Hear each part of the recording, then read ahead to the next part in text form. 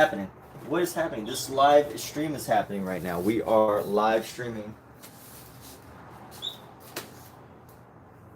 And I'm in the process of doing some laundry. But in the meantime, we will continue on with this painting here. Right, this painting here. This painting of the creation of excellence.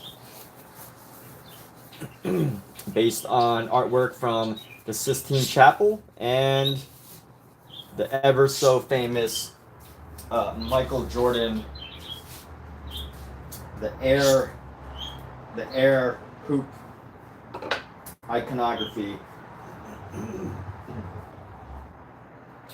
Who better to represent humanity as far as human achievement goes than Michael Jordan? Out of all the people, you know, if we were to pick like humans, if aliens came down to this planet and claimed and were like, hey, we want to see the greatest humans, the greatest of your humans as far as excellence and athletic ability and talent. It doesn't matter how old they are. Michael Jordan would definitely be one of the people to be sent for sacrifice. Just kidding. Don't want to sacrifice Mike. But as far as, you know, wanting to have some of the top humans that have ever lived, as far as excellence goes and athleticism that have changed the world forever, Michael Jordan is one of those guys. And obviously we don't want to sacrifice Mike. You know, we'd probably send like a fake Michael Jordan at first to see what the aliens want to do with them, right? That would be the first step. You don't want to send Michael Jordan right off the bat or LeBron James. You want to send someone stand-in. You want to send like, you know, someone who's going to be like sacrificable, because you never know what those aliens are going to do. You never know if they're going to like kidnap them and dissect them or whatever. And welcome to this live stream. This is some of the stuff we talk about. It's not a serious art live stream. I mean, I'm serious about art, but I'm serious about art. I take it very seriously. But, you know, I also say a lot of random, goofy things on this live stream. But honestly, I mean, let's talk about aliens, right? Let's talk about aliens for a second. And if we were to send humanity's greatest people off to these aliens, like, I think the smart thing would be to test it out first on a couple people that, you know, humanity is willing to sacrifice first. Not send our greatest right off the top, right? You don't want to send, you know, you don't know what they're going to do. You don't know what they're going to do. You want to send a couple, like, not quite the greatest, but almost the greatest. Because what if they're, like, challenged to, like, combat with like their greatest alien forces? You know, Michael Jordan probably can't survive that. You know, you can't survive a fight with an unknown alien, especially one that's traveled galaxies and stuff. Like there's no way. So word of advice, you know, Elon Musk, Space Force, whatever, if you're looking for some consulting on what we should do if aliens ever come to our planet and seek out our greatest athletes, this is step number one. Don't actually give them our greatest athletes, right? Step number one would be to try to figure out what exactly they want to do with them. But here's the other thing. Here's the caveat. Now, if the alien were to say, you know, send us your greatest athletes to compete and if you don't send us your greatest athletes, we will, like, you know, destroy your planet. But if you do send us your greatest athletes, they have an opportunity to compete and compete at the risk of death. You know, who would we send? That would be a really interesting movie plot right there. If it was like aliens invaded and they wanted us to send our greatest athletes to compete in a game for planetary survival, right? Like these aliens know that they're most powerful. They're just looking for some good competition.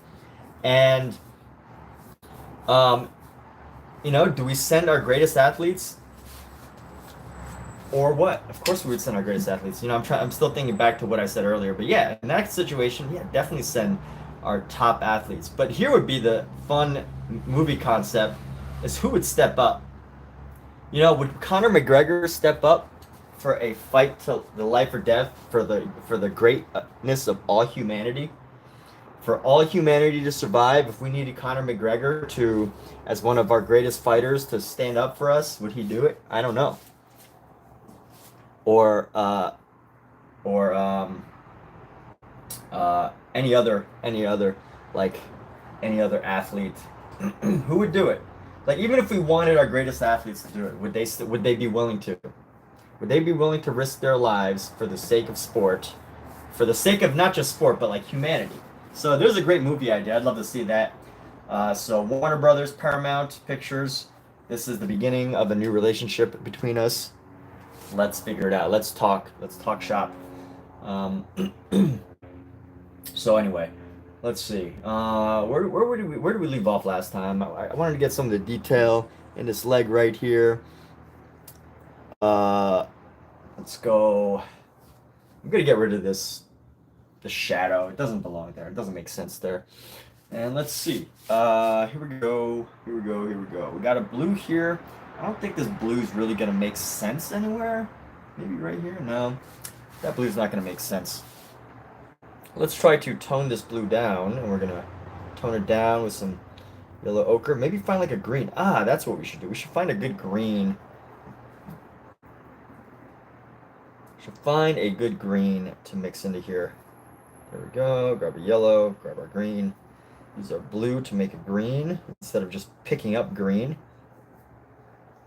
So what I found is that historically, lots of classical painters would use green for an underpainting. Out of all colors, I would have never thought to use green because you don't really see green, but it was definitely a color that was used. And let's see what we can do about this guy. This guy is going to give me the most trouble. This guy's going to give me the most trouble here.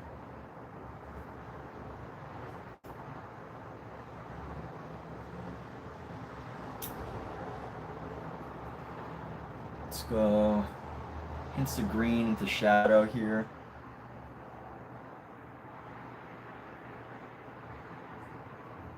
Get our shadow on this figure. And one thing I like about like stepping away from a painting and then coming back later is it always looks different. It looks different. You get to like see what you did. When you come back to it, everything just looks like, whoa, I did that? What? I can't believe I did that. I don't remember it looking so amazing. That's the wonderful thing about art. You can always step away and then come back to it later, and you're going to have like a totally different viewing experience. That's why it's always worth to go back to art galleries multiple times. You don't want to just go to a gallery once. That's lame. You want to go to an art gallery at least a couple of times. You want to experience what different arts you missed the first 3 times. I usually go to galleries at least like multiple times before I feel like I've actually gone. Like I feel like I have to say that I've been to a museum like at least a dozen times before I can truly talk about like what the museum actually consists of. To really talk about the art that's in it. I can't tell if this green is working, so I don't think it's really working that well. So let's do this. See if we can find a little bit of this shadow along the top here. Maybe. There we go. This green actually works into here.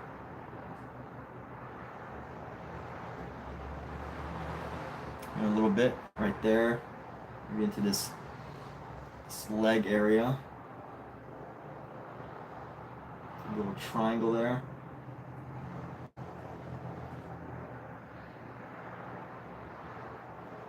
We're going to lighten up this shadow space right here.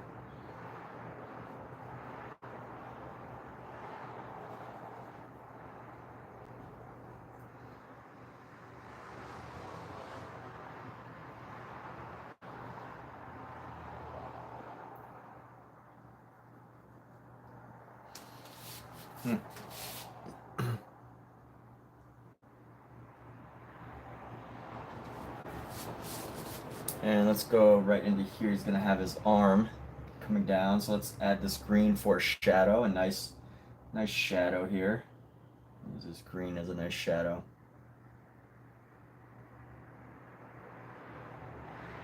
Starting of a shadow here.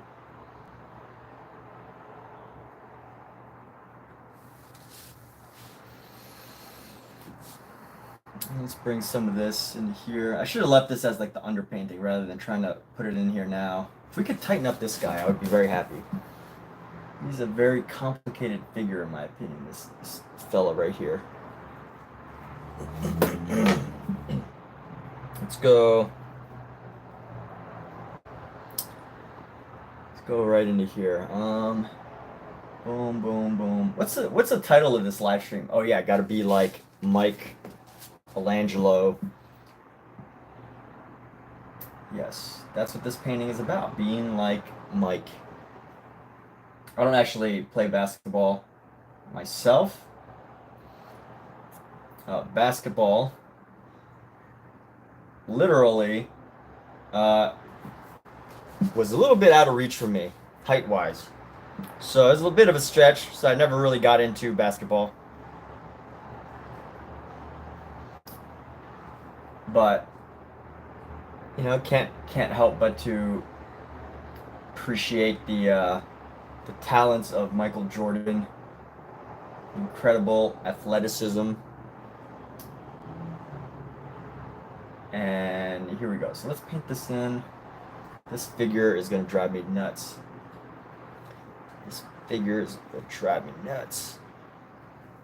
Because it's like in shadow, but it's like so complicated. This figure right here just has all these like little complicated colors in it. So let's try to find a white. And get around the shoulder. This guy, we're going to give him some more shoulder work right here. And we're going to go blend in some down here. It's got the shoulder right there. So the shoulder's going to come up right under here. And this is where it ends. So we're going to come down, go like that. And here we go. So painting this in, continuing on with our journey of this painting. And this painting will probably require at least like a dozen more sittings. I don't foresee, so I'm not going for like total accuracy, but I do want to capture the essence of this monumental artwork. I do want to capture the essence of it, which means that I will need to spend a lot more time than I usually do. More of my paintings are, most of my paintings are a lot more unusual, where I get to play around with a lot of the ideas and stuff. But this painting, although it's unusual, I want to capture it somewhat accurately. I do want to have some accuracy. So that's the goal here. That is the goal. So this leg's quite long. I can actually bring this. I could probably bring this ankle up right there, and then probably bring these feet like that. Let's see how this other foot looks. So this ankle is going to come out. One thing about the classic artists is they were such masters of, such incredible masters of anatomy. Of coming, but not just like true anatomy, but like making up their own anatomy. Like we all know Leonardo da Vinci came up with the Vitruvian Man, which is supposed to be humanity's greatest, most perfect anatomy. And fine for the time. It's fine that there was some person that came up with what they believed was the perfect human being. But I think we're beyond that. I think we're beyond, our society has moved beyond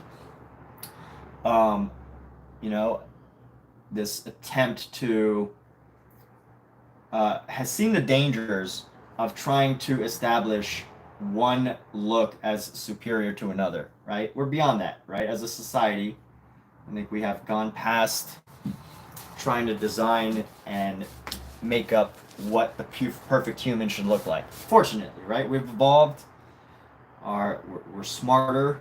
Well, maybe not always smarter than the ancient humans, but our ancient ancestors. But we've come a long way as a society to where we don't need some artists to tell us what perfection means, right? We don't need them to tell us what perfection means.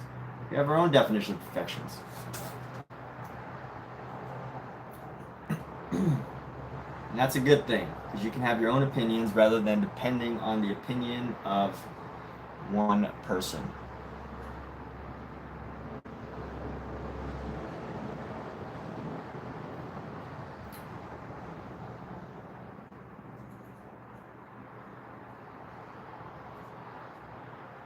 So I'm wondering how I'm going to separate the shadow in these two sections here, but when there's a will, there's a way, and we will find our way.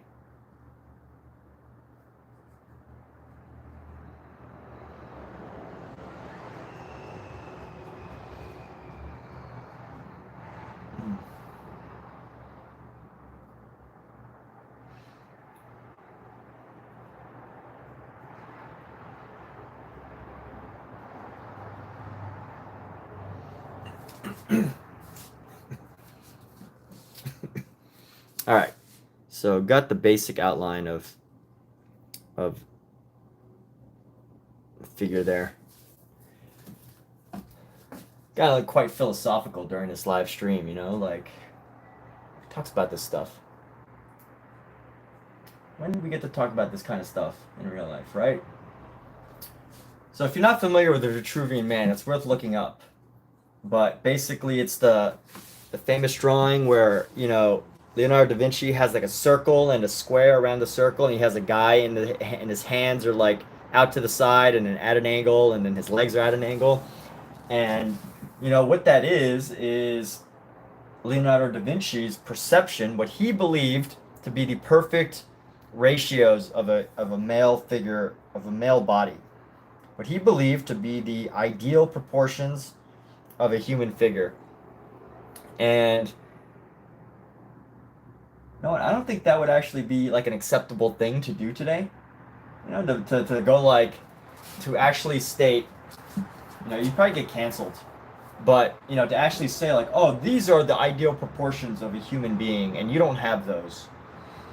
You know, I don't think that would go very far today. Fortunately, right? I don't think that would fly with many people. So we've come a long way, but I will say, you know, in my opinion at least he, you know, it was interesting. It was good while he made it, right? When he made it, just this idea of all the beauty in the world probably stemmed from some of the ideas of our ancient ancestors who were brilliant, but maybe socially unevolved. Or maybe they were evolved. Maybe the idea that you can actually even suggest that there is an ideal human proportion, you know? It's called eugenics, by the way. That's a term for literally, you know, choosing to... Well, Alexa, what's the definition of eugenics? Eugenics is the study or belief in improving the qualities of the human species. Positive eugenics encourages reproduction of persons with inheritable desirable traits, while negative eugenics discourages reproduction by persons with genetic defects or inheritable undesirable traits. Ah, well, there you go. So my definition of eugenics, I mean, I feel like there can be no positive definition of eugenics. Eugenics is basically just selecting people, you know, based on positive or negative traits. Pretty physical, right? That's the word I've been trying to avoid using because I didn't want to dive too far into this discussion. Leonardo would be a great YouTuber. You know what? You're right. Just thinking on that alone of his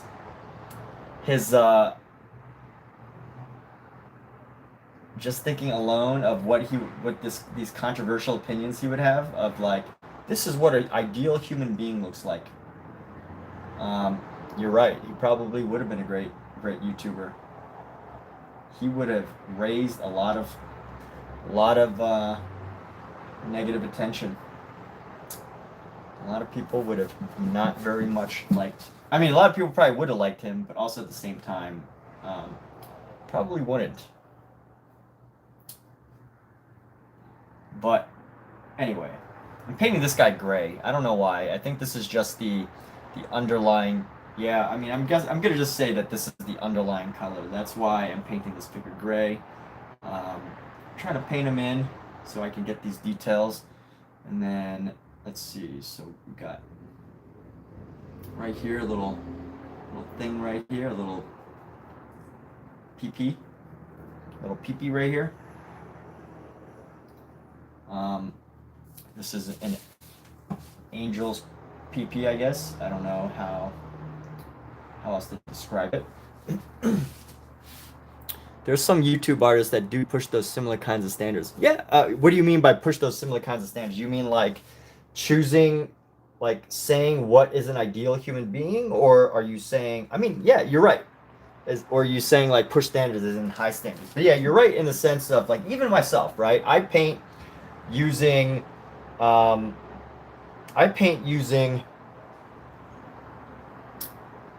what's his name? I paint using Loomis. You know, anytime I paint or draw a human figure, I think Loomis. And Loomis came up with the 8-figure body or 8-head figure, which is basically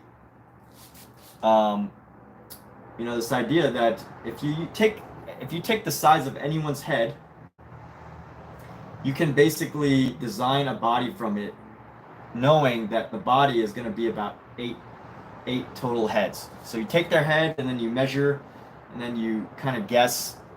Well, not guess. There's an entire science to it. I'm not going to get too much into it. If you really want to know, it's just look up Loomis. But there's a total science. And you know what? Even myself, I am, all this stuff that I'm saying about how bad this idea of selecting what an ideal human figure body looks like. I mean, it's happening. It happens in modeling. It happens in acting. In all entertainment, people are picking and choosing what they believe is attractive and unattractive. So, it happens. But I think it's a horrible thing. But it's a part of human nature to try to make decisions on what is beautiful, what is not. And you know what? The 8-figure head just makes it easy to draw people in a idealistic way. People like to be painted and drawn in their most idealistic ways. But hey, Omizu, man, thank you for being here to shake me out of my out of what I was saying and show me that there are modern examples. So maybe all that I was ranting about the past 15 minutes is wrong, because there are people that there are reasons to use these types of ideas, and maybe they're unavoidable, right? I don't know.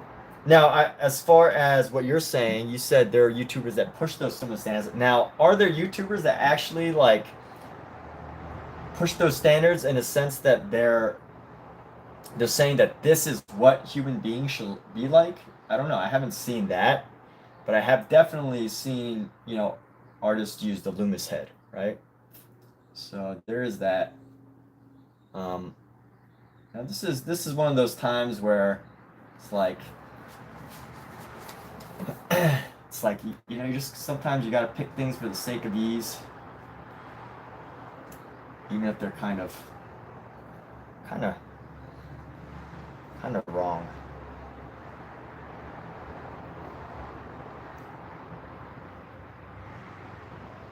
All right, we're gonna grab a little bit of the yellow hair here, and we're gonna go.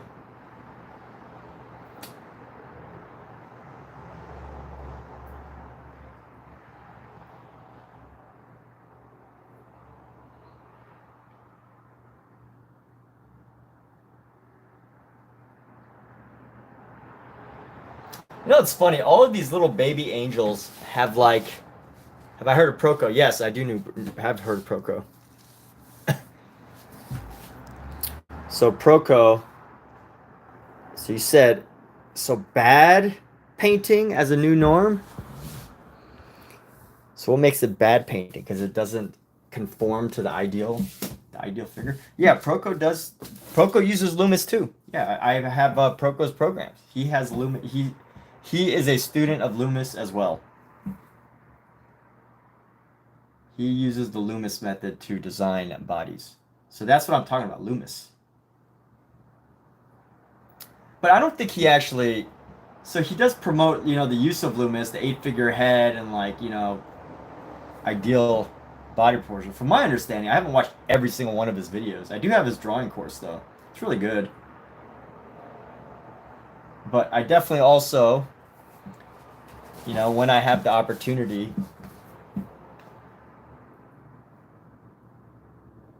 I do urge people to learn, maybe artists too, to learn about what this all comes from. It's it's not positive. It's a deep, dark part of humanity is the deep, dark meanings of ideal human figure, right? I just think there's a YouTube video idea. It's talking about the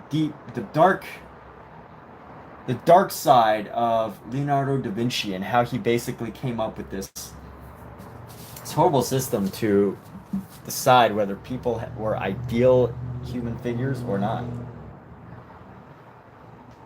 And if you didn't match those proportions, hey, you're not ideal. You are a inferior human being. I'm not saying that about anyone here, by the way. I'm just saying what the suggestion is, right? This suggestion of even using some of these examples as our as ours.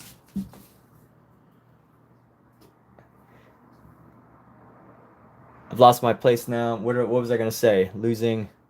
Okay, I'm losing my breath trying to paint and talk deep philosophical ideas at the same exact time. So I may have to end this conversation. If anybody feels the desire to debate anything I said, definitely feel free to raise heck. Report me. I don't know. Report me or something so I know or whatever.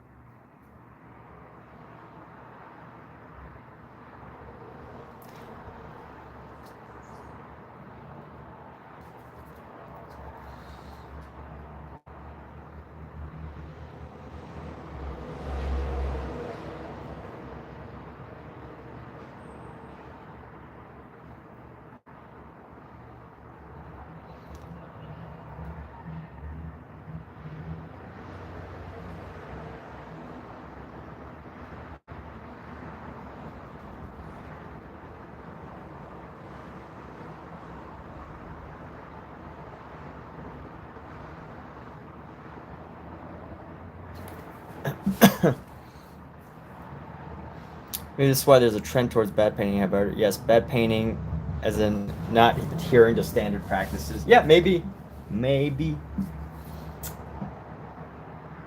society is devolving. Maybe we're all devolving.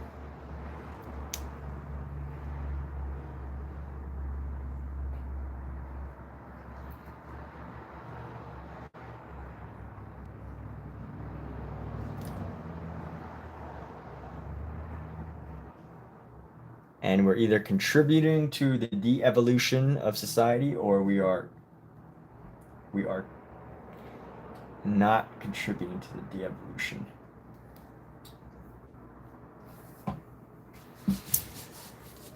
So here we go.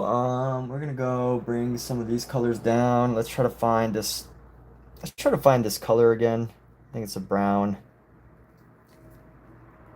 I want to find our brown yellow here.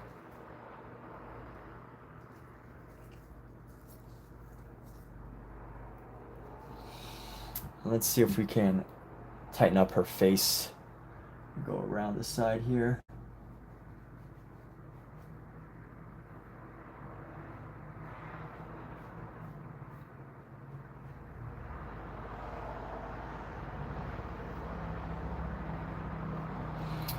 And then we're gonna go down her neck.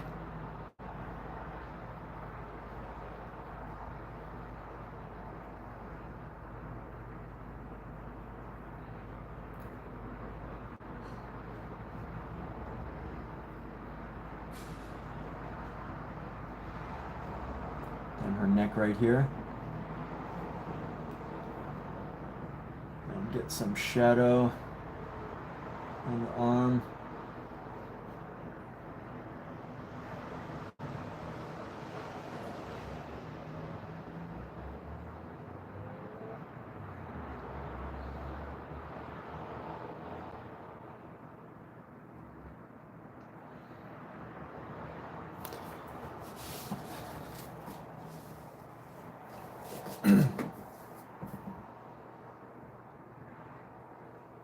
Yeah, I mean, that's definitely a whole other topic of people not adhering to the standard practices. Like, show me where it says standard practices. Show me a book that says this is the standard practice. Is there a book that says, like, the official? Well, I guess maybe if you go to like conservation, there probably is a standard practice, a standardized way of preserving art. But I would, and maybe schools have their standard ways of making art, but I don't think there's I would challenge you to show to me, based on what you're saying, to show to me like where it says that there's a standard for painting. Like, I know, like, I'm not playing, I'm playing stupid here, I'm playing devil's advocate, playing dumb, where I know this is like a standard, right? There's a standard way of painting. You use a pencil or graphite or whatever. Do you sketch out your entire concept and you do it over and over again until you get it perfect, until you get it how you want. You put it onto the canvas, you sketch it, and then you paint in between the lines. Like, that's the standard practice. I think most people can agree that that is what's the typical way that's been taught throughout the ages. But I don't think that that's actually written anywhere. That's just a accepted system of working.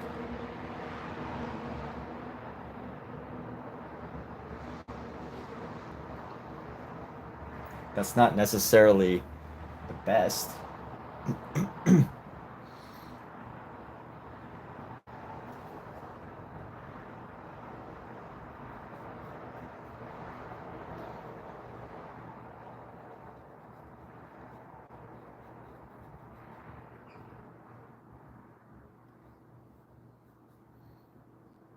All right.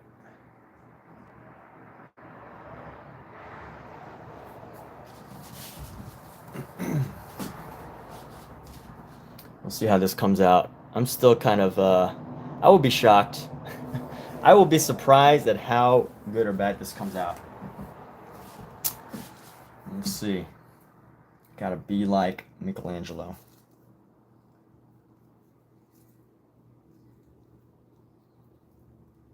Be like Mike, I mean. Mike.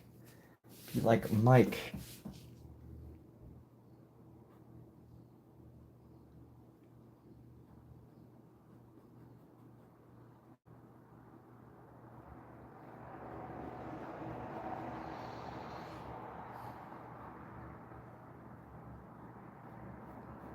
Alexa, how much time is left on the timer?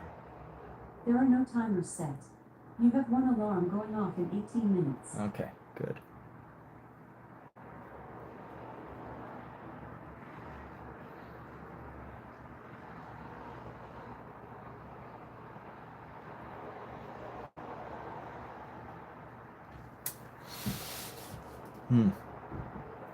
Gotta make that basket. What do you mean you gotta make the basket? Oh, you're talking about Michael Jordan making a basket. What basket? This is the basket of life. There's no actual basket, it's all figurative. This is just the excellence, the creation of excellence here.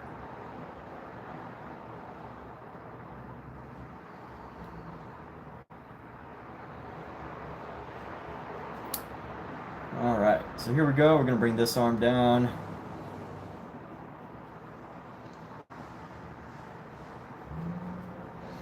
Let's see how these legs. Yeah, I'm gonna show a lot more of this figure's leg than in the actual painting, so that's okay. Let's go into here, get our white areas blocked out. And then we're gonna go right here underneath.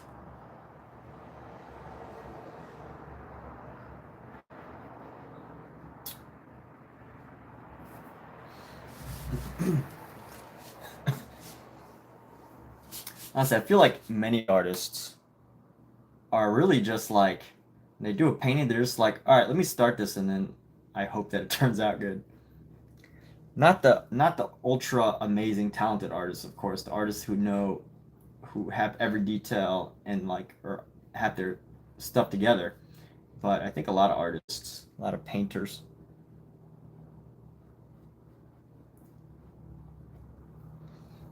probably just like, hey, well, let me just start this and let me hope it turns out well. Then you realize that, yes, it can turn out well. You just have to keep at it. Have the patience. So here we go. Let's.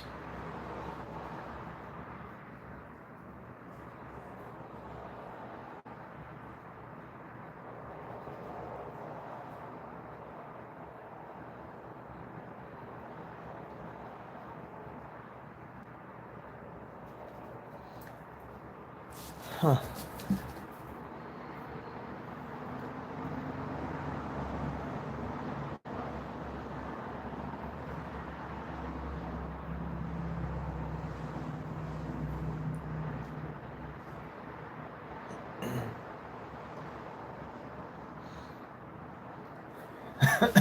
All right. There's this figure here that I think I should finally add the body of. He's gonna be like an orange. This little child here is quite orange.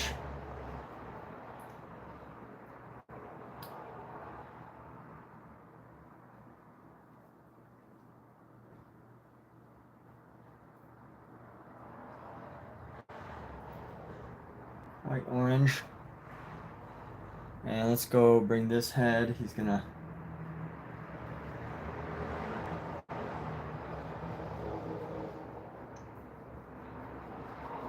go around, paint his head. Let's bring in some yellow for his yellow brown. We're gonna go yellow brown here.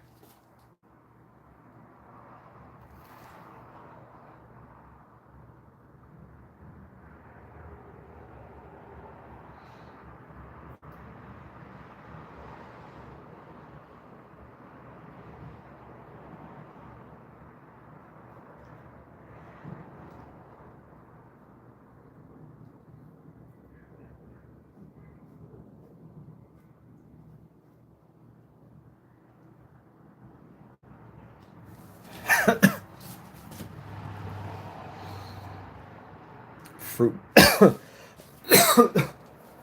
This baby's gonna give me a lot of headache because this angel, because they're actually pretty detailed. These other figures in the background, they're not as detailed, so I kind of fake it for a lot of these figures, but it's gonna be certain ones that I don't need to do. So that's the order that I'm working right now. I'm going with the easiest figures first, and then I'm gonna work my way back eventually to the much more complex figures. To the more complex figures.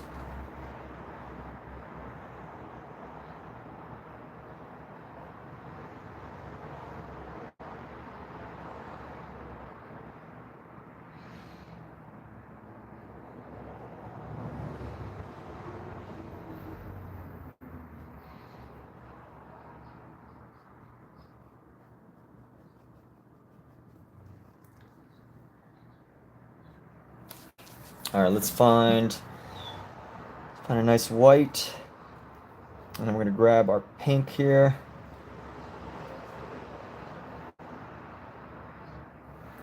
And let's see. Nobody's dunking on God. Don't dunk on God. This is just getting closer. You know, when you aim for success, when you aim for your greatest potential, when you aim for excellence, you are getting closer. When you try to achieve excellence, when you do your best, when you put your best foot forward, that is getting you closer. I feel like a preacher now. I'm totally, by the way, people, I am just making stuff up. I'm not trying to be an interpreter of anything religious. That is not my intention. I'm just rambling. So there's that. I'm trying to come up with a meaning, and Omizu has hijacked it to say we're dunking on God, but I do have to clarify that's not what this is about. If Omizu wants to buy this painting and be the conservator for the next 200 years, and if he's able to write a story about it and make that story be the story, then that's all good. But as of this live stream, you know, that's not what this painting is about. It is not about dunking on God.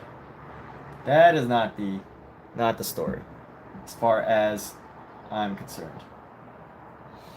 So I need to navigate this section because his hand is here, but you know, there's all these other things that are in here that I kind of have to figure out, that I have to make up a bit. So let me go in with like a deep red. Let's grab this deep red. We'll grab our brown.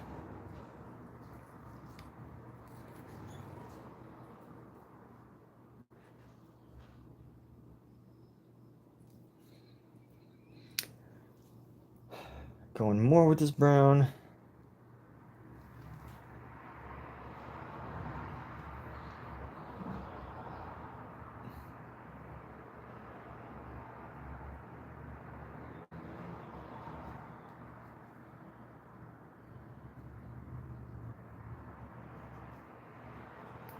Alexa, how much time is left on the timer? There are no timers set. You have one alarm going off in 9 minutes.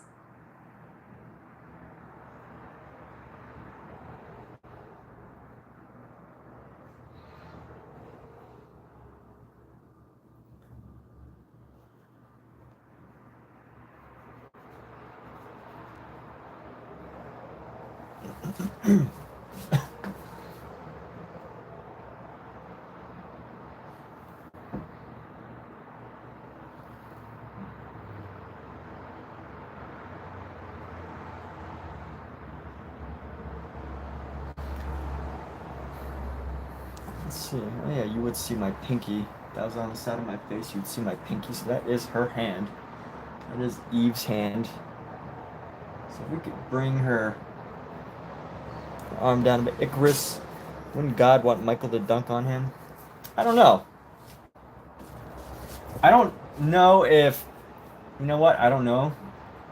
I do not have that answer. Do I think God would want... I don't know. I'm not the interpreter in this moment.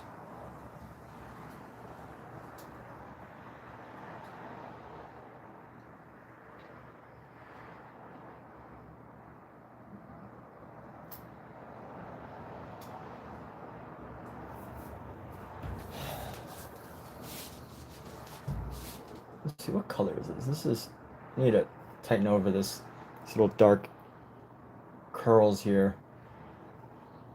They look like horns. So this guy's looking more like a demon baby rather than...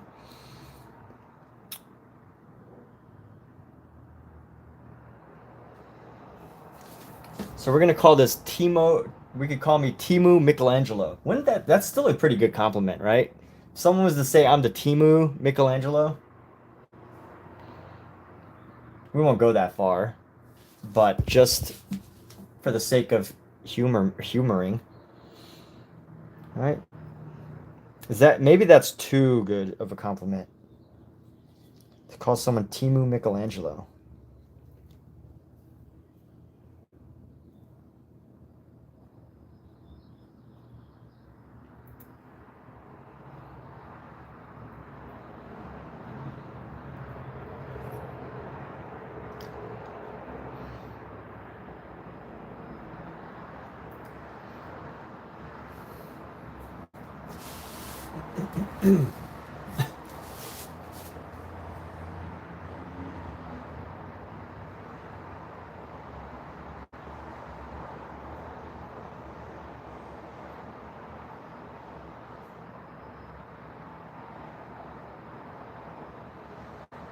All right, here we go.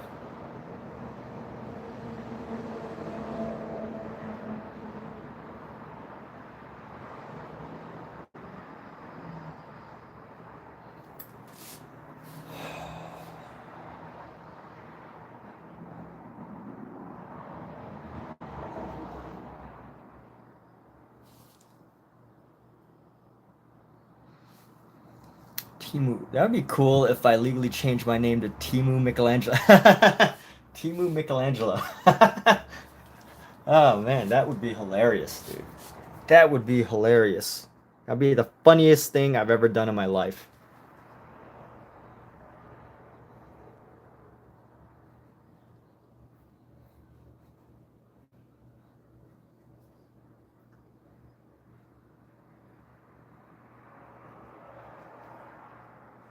That would be the most hilarious thing any artist ever did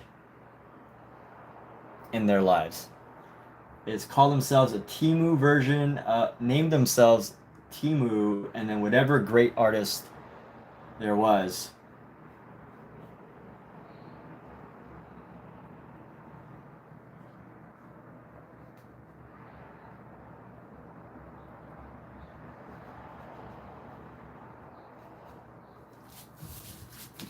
That'd be the funniest thing ever. I would laugh my butt off.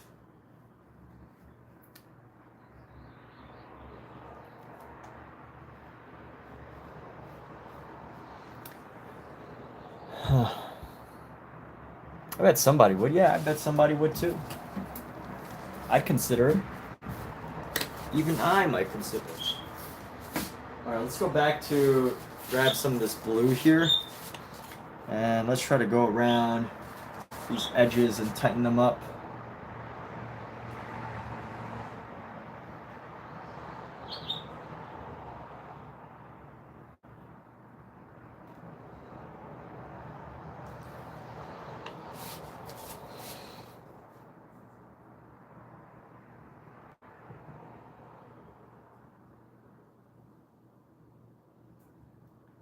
You know, that would be a fun brand name.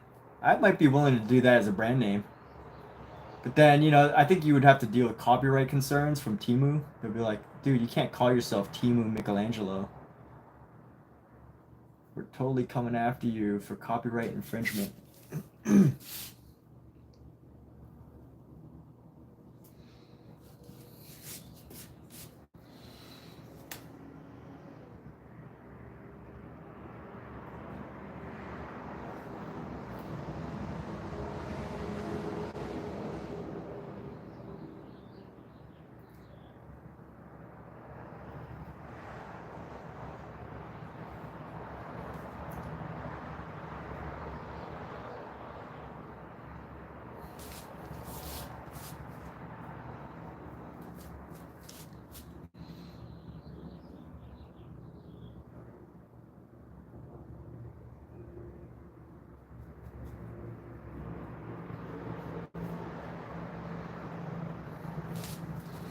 So this is the length of the other leg. That's fine. Maybe reduce reduce this figure right here. Oh, you know what I think some of these are? So I have a theory, and it's not proven, but I wonder if one of these. So in the actual painting of the Sistine Chapel, Michelangelo has a bunch of like designs, and he's got these like scarves all moving around. You should definitely check it out if you have a chance. But something tells me that Michelangelo, some of these are just feet that are painted over. Like this one looks like maybe Michelangelo changed the foot spot from here to here, and then he just painted over this spot, this foot, this one, and made it look like it was part of the actual rag itself, or the I don't know what this is called, the scarf, the rag, call it whatever. I don't know, but I feel like this might have been a foot at one point, but Michelangelo changed that.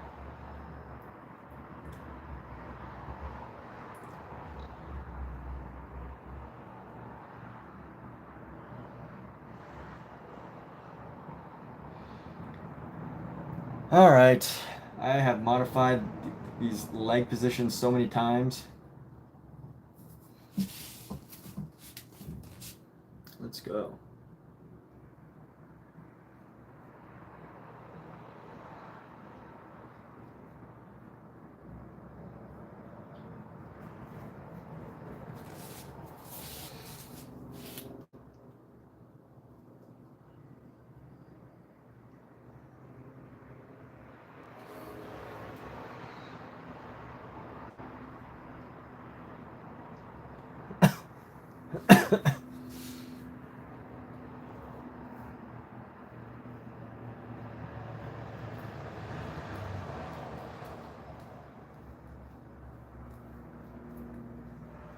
But honestly, I don't know if you can actually legally change your name to something copyright. Like, if you were to change your name to like Nike, I don't know how what the ramifications are of that.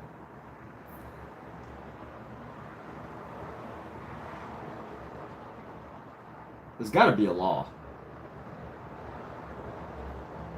America has laws for everything.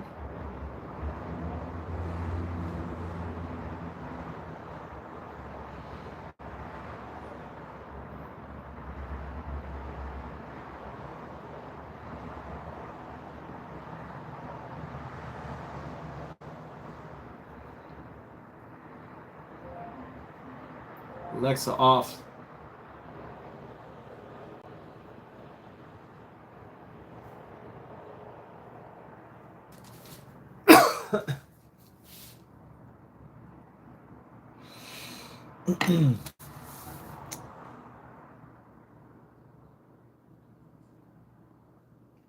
Yeah, that's a good question. Someone had to redo. By the way, P.S. everybody, I gotta go. I'll be right back in about 5 minutes. I'm gonna take a break right now to take care of some household chores. I'm gonna put this on mute, but the stream's gonna stay on.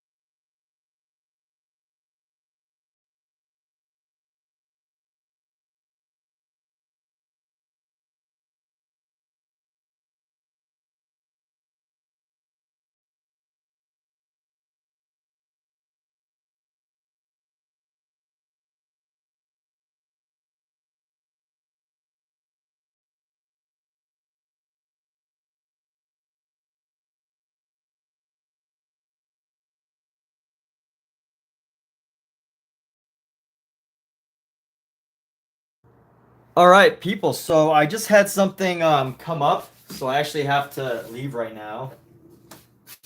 Something came up. I have to leave. But I will probably be back later this evening to do some more of this painting. But you know what? It's good to take these multiple breaks throughout the day. Just gonna close up my art supplies here and get ready to head out. But yeah, those of you that tuned in, you know, sorry for the short live stream. It was a very brief live stream. Probably only did about 45 minutes of painting. Did about 55 minutes of talking, and you know, and then I was gone the last 5 minutes. But hey, we'll be back. Today's a good day. Get out of there, Pookie.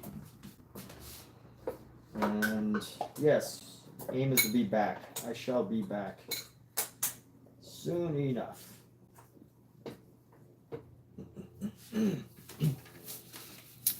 But take care, everyone.